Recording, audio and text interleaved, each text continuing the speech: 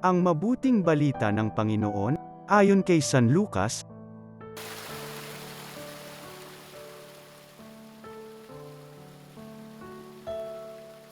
Noong panahong iyon, nabalitaan ni Herodes na Tetrarca ng Galilea ang lahat ng ginagawa ni Jesus.